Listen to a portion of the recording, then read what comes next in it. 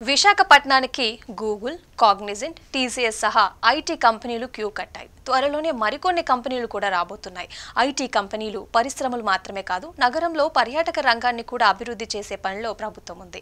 ప్రణాళికల్ని కూడా సిద్ధం చేస్తుంది. అయితే విశాఖపట్నంలో వర్చువల్ గేమింగ్ కోసం ఒక ప్రత్యేక పార్క్ రానుంది. VMRDA విశాఖ మహాప్రాంత అభివృద్ధి సంస్థ ఋషికొండలో ప్రత్యేక పార్క్ ని 2.82 ఎకరాలలో 90 కోట్లతో ఈ ప్రాజెక్ట్ ని PPP ప్రభుత్వ ప్రైవేట్ భాగస్వామ్యం కింద నిర్మించనుంది.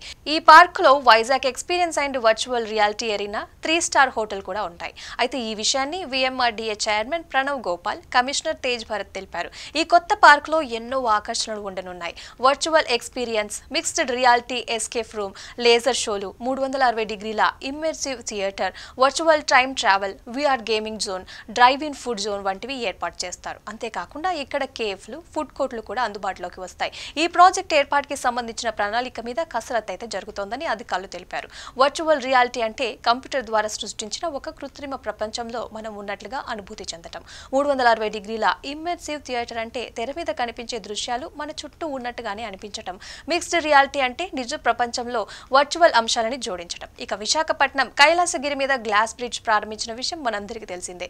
దేశంలోనే అతిపెద్ద గ్లాస్ బ్రిడ్జ్ గా 7 కోట్లతో VMRDA నిర్మాణం చేశారు. ఈ బ్రిడ్జ్ ని సందర్శించడానికి జనాలు కూడా తరలి వస్తున్నారు. ఇక పర్యాటకులతో పాటుగా చుట్టుపక్కల జిల్లాలకు చెందిన వారు ఎక్కువగా మంది వస్తున్నారు. ఇక గ్లాస్ బ్రిడ్జ్ మీద నుంచి సముద్రాన్ని చూస్తూ ఫోటోలు, సెల్ఫీలు దిగుతూ సందడి వాతావరణం అయితే కనిపిస్తోంది. ఇక ఛార్జీల విషయానికి వస్తే ఒక్కొక్కరికి 250 రూపాయలు కాగా భార్యాభర్తలు ఒక కిడ్కి కలిపి 650 రూపాయలని నిర్ణయించారు. ఇందులో ఫ్యామిలీ కాంబో కింద భార్యాభర్తలు, 2 పిల్లలు కలిపి 800 రూపాయలు ఫిక్స్ చేశారు. ఎవరైనా గ్రూప్ గా వచ్చి 10 మందికి పైగా ఉంటే ఒక్కొక్క టికెట్ 200 రూపాయలు నిర్ణయించారు. అంతేకాదు ఇందులో ఫ్రెండ్స్ కాంబో కింద 5గురు ఉంటే ఒక్కొక్క టికెట్ ధర 220 రూపాయలుగా నిర్ణయించారు.